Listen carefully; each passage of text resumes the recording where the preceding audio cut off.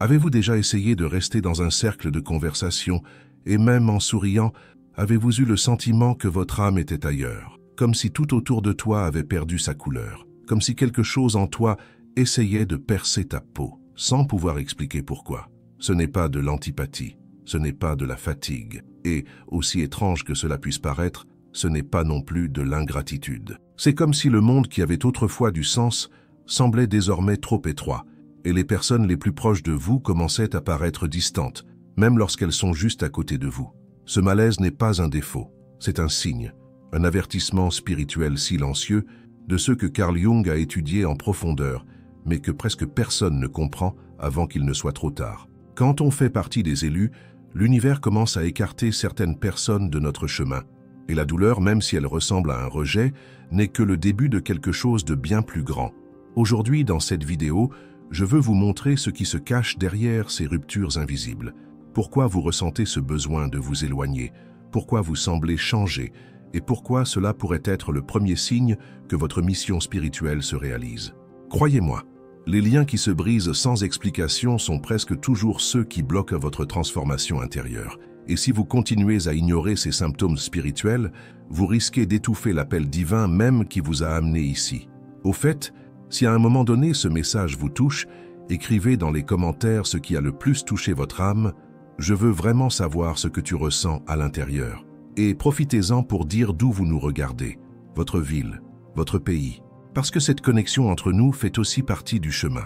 Oh, et si vous pensez que ce type de contenu vous aide à voir plus profondément, abonnez-vous à la chaîne et laissez votre like. De cette façon, vous continuez à recevoir des messages qui renforcent votre voyage, même dans les moments les plus calmes.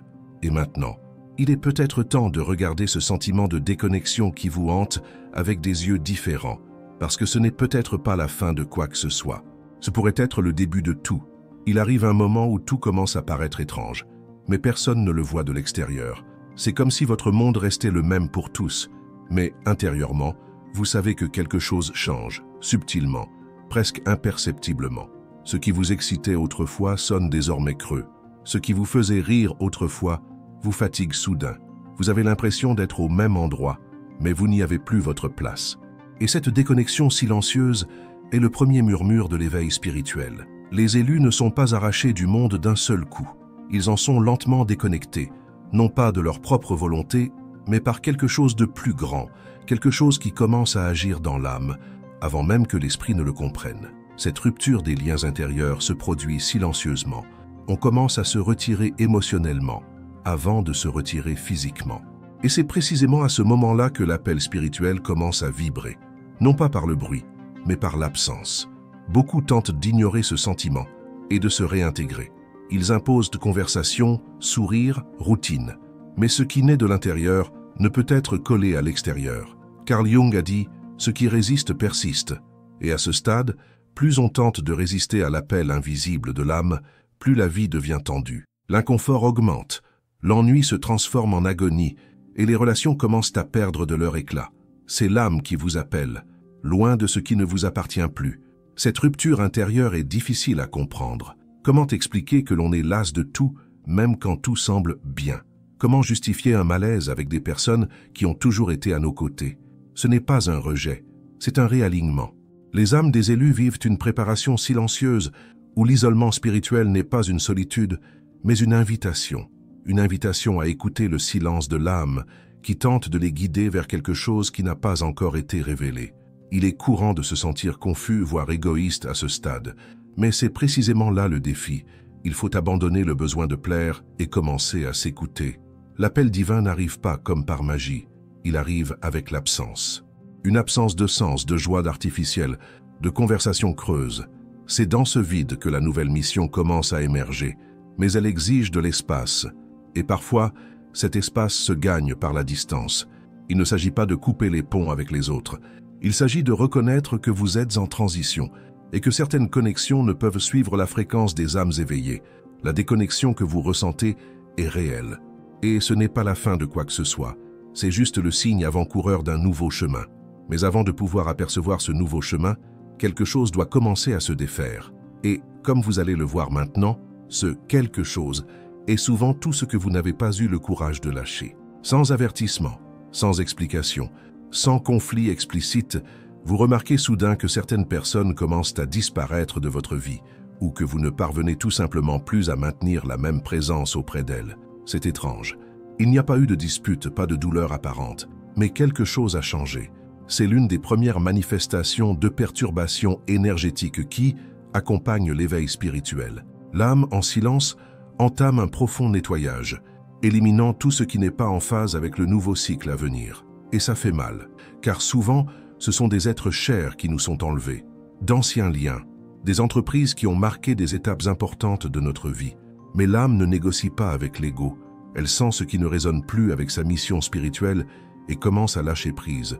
Des relations qui semblaient stables deviennent pesantes. Des liens qui réchauffaient autrefois le cœur commencent à générer de l'inconfort. Et malgré tous vos efforts pour vous y accrocher, quelque chose en vous commence à se retirer avant même que vous ne vous en rendiez compte.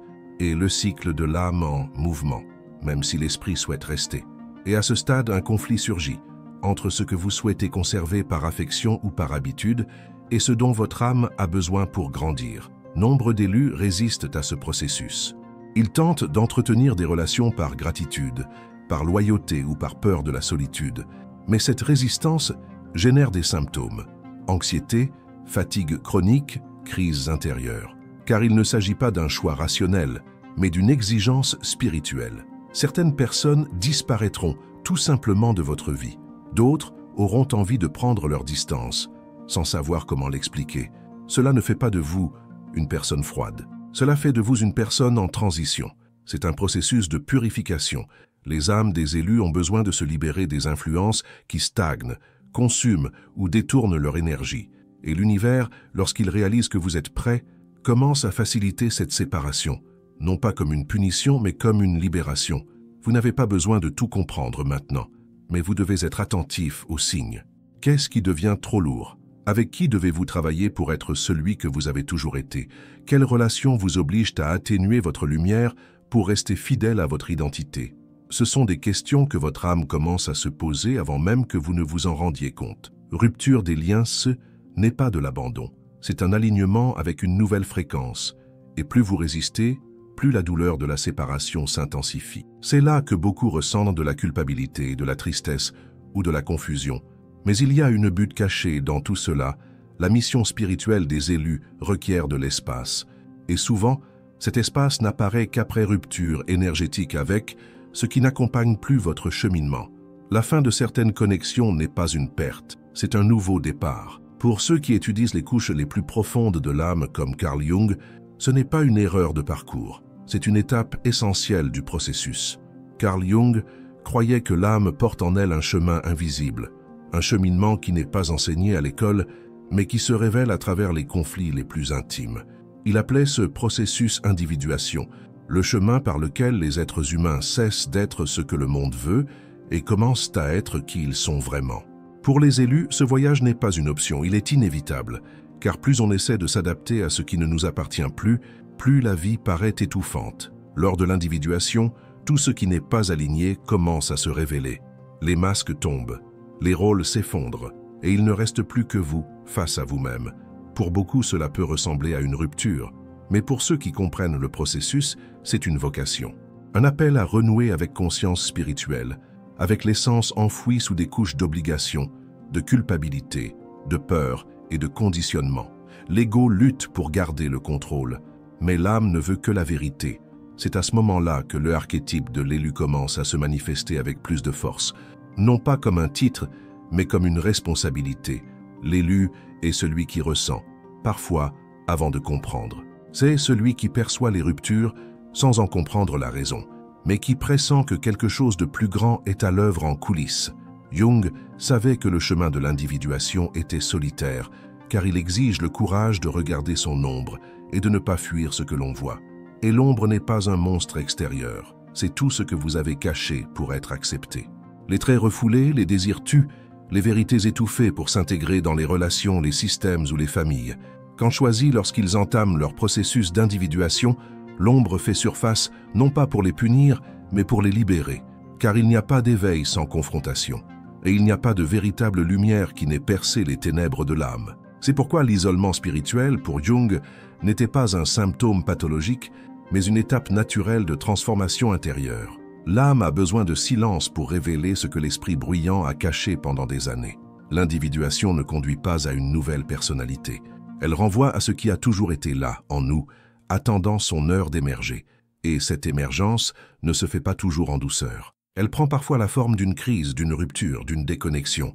Tout cela peut paraître intimidant, jusqu'à ce que vous compreniez que ce processus ne vous détruit pas, mais vous révèle. Ce qui était autrefois une souffrance prend sens lorsque vous réalisez que vous ne perdez pas le contrôle.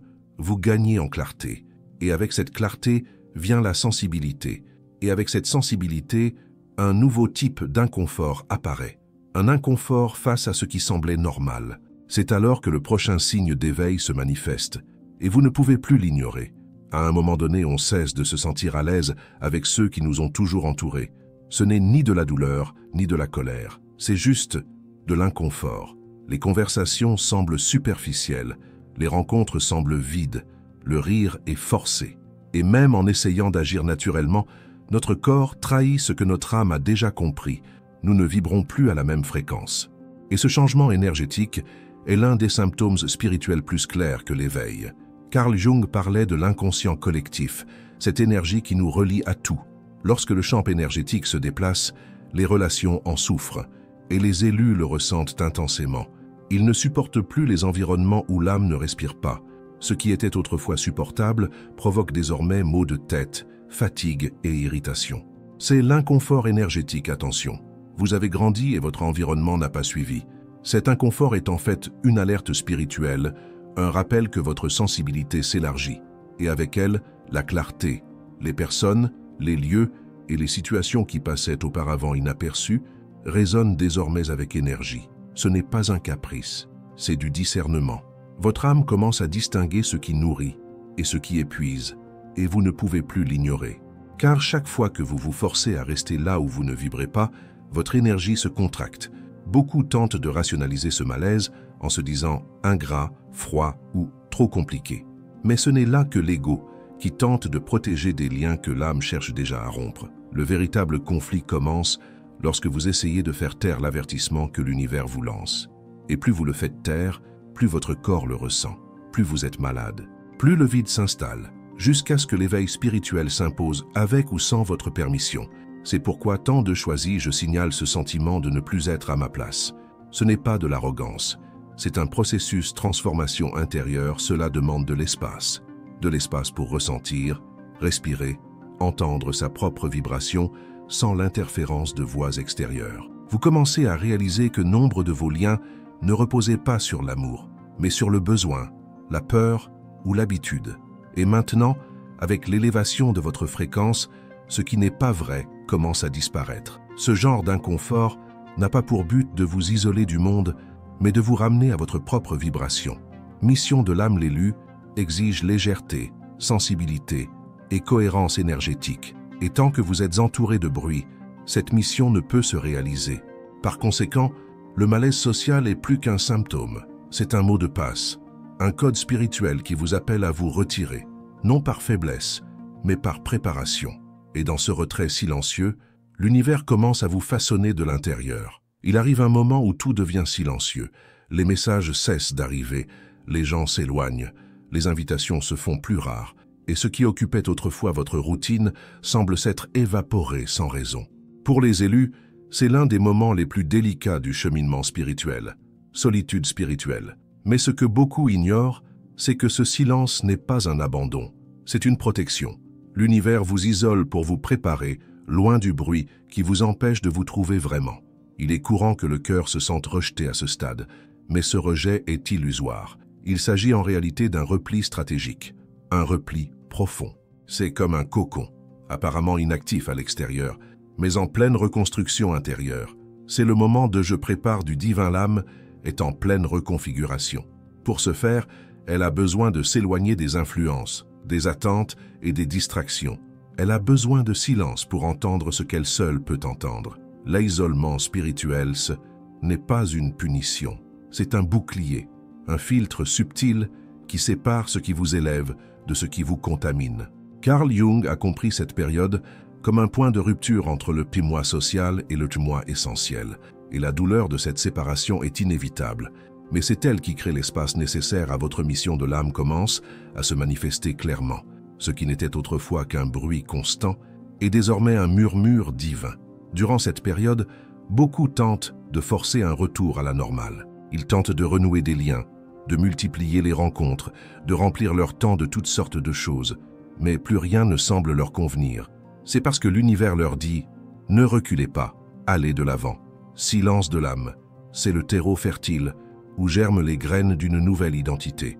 Et toute tentative d'échapper à cette solitude est une tentative d'échapper à sa propre vocation. C'est dans cet espace d'isolement que naissent les intuitions les plus profondes. La clarté naît, non pas en multitude, mais dans l'isolement. C'est là que vous commencez à reconnaître les premiers signes de ce qui vous attend de l'autre côté. L'âme s'exprime par des intuitions, des rêves, des sensations soudaines.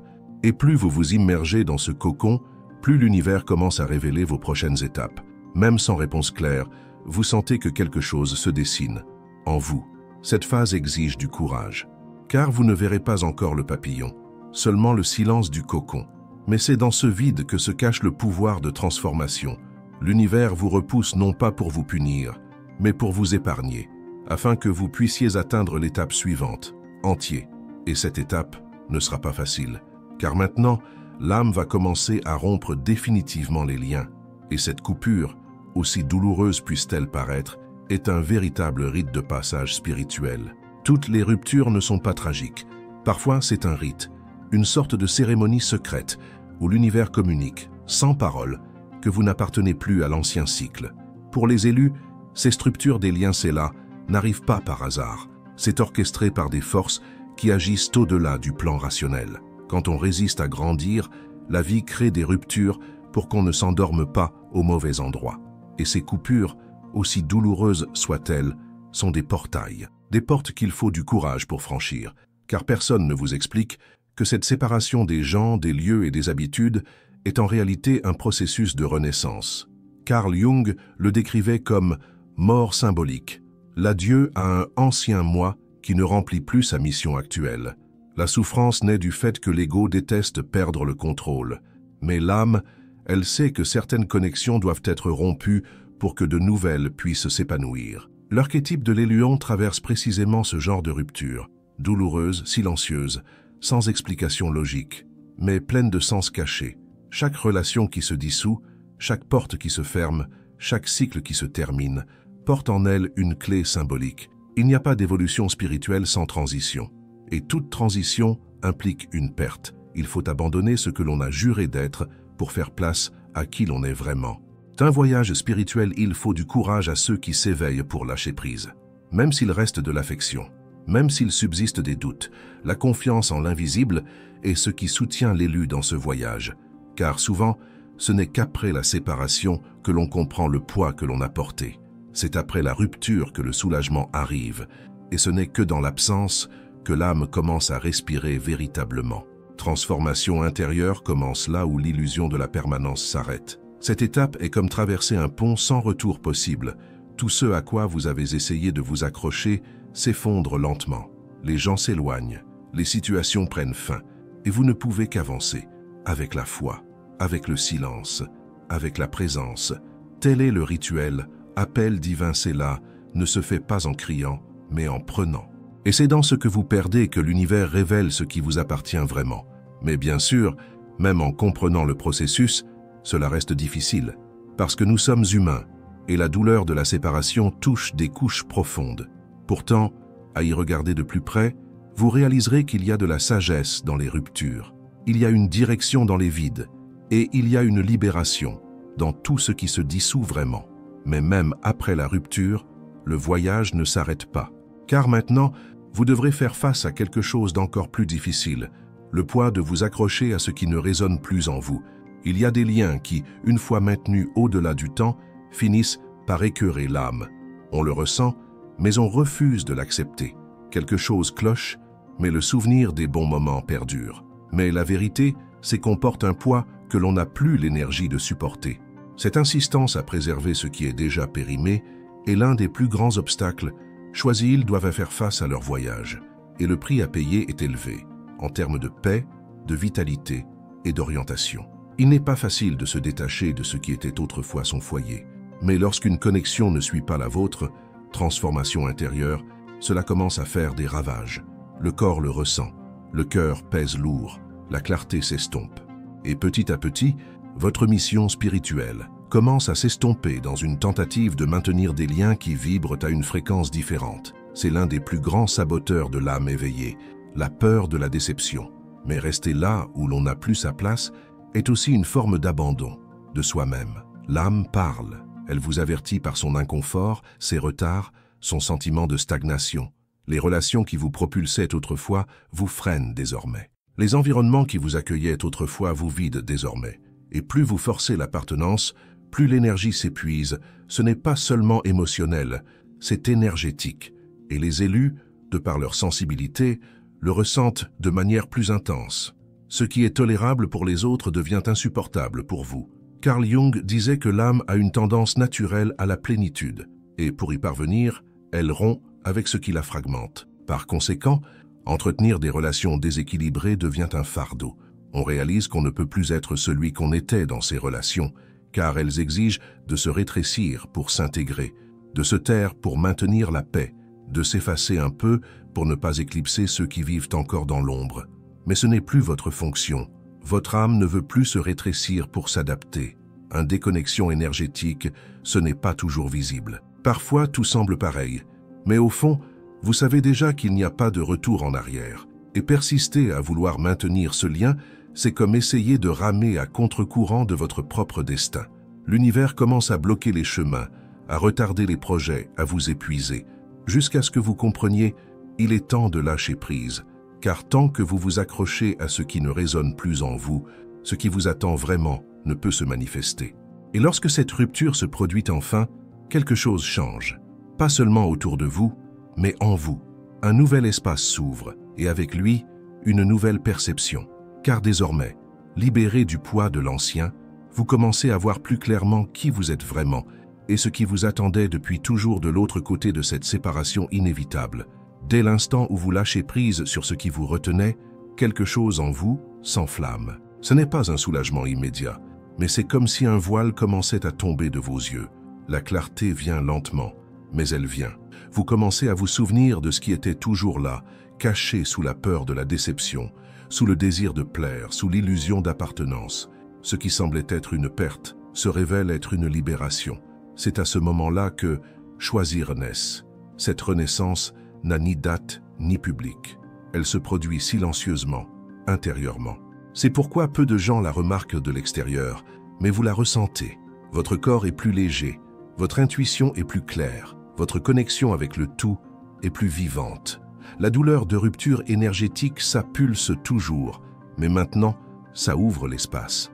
Car ce qui fait mal de lâcher prise guérit quand on respire. L'air qui entre n'est plus le même, parce que maintenant, on respire comme quelqu'un qui est enfin revenu à lui-même. Lorsque les vieux liens se brisent, vous commencez à entendre l'hésilance de l'âme avec plus de clarté. L'empressement diminue, la comparaison disparaît, le besoin d'être compris perd de sa force. Car ce qui vous liait autrefois à l'extérieur révèle désormais l'intérieur. Votre identité spirituelle commence à émerger plus fermement. Et vous n'avez plus besoin de validation. Vous avez besoin de vérité. Vous avez besoin de cohérence avec ce que vous ressentez. Vous avez besoin de fidélité à qui vous êtes. C'est dans cet état que l'émission de l'âme commence à prendre forme plus clairement. Non pas comme une grande réussite, mais comme une présence continue. Vous commencez à réaliser que tout ce qui s'est effondré vous empêchait d'entendre, de voir, de vous souvenir. Parce que Choisis-ils ne se définissent pas par ce qu'ils construisent, mais par ce qu'ils sont prêts à abandonner au nom de quelque chose de plus grand. Et dans cette renaissance, ce qui émerge est exactement ce que vous avez toujours été, sans le savoir encore. Cette révélation ne s'accompagne pas d'euphorie, elle s'accompagne d'une paix qui ne dépend de personne, une certitude qui n'a pas besoin d'explication. En y repensant, on comprend que chaque coupure, chaque séparation, chaque solitude faisait partie du plan, et que même dans les jours les plus sombres, un fil invisible nous menait à notre essence. Ce n'était pas la fin. C'était juste le début de notre vie, voyage spirituel comme une âme éveillée. Maintenant, le cœur libéré et l'énergie plus claire, vous pouvez le constater. Les ruptures ne vous ont pas brisé, elles vous ont révélé. Et si le chemin vous semble encore solitaire, rappelez-vous, nombreux sont ceux qui marchent silencieusement à vos côtés, car les élus ne se perdent pas. Ils se retirent simplement pour se rappeler qui ils sont vraiment. Nous sommes arrivés au terme de cette réflexion, mais c'est peut-être maintenant que les questions les plus importantes commencent à surgir en vous. Quels liens vous unissent encore? Qu'est-ce qui, selon vous, ne fait plus partie de votre histoire, mais auquel vous persistez à vous accrocher? Et plus encore, qu'est-ce que cette période de votre vie essaie de vous apprendre sur qui vous êtes vraiment? Si ce message vous a parlé, ne le gardez pas pour vous. Écrivez dans les commentaires ce que vous avez ressenti, ce que cette réflexion a réveillé en vous. Votre expérience compte.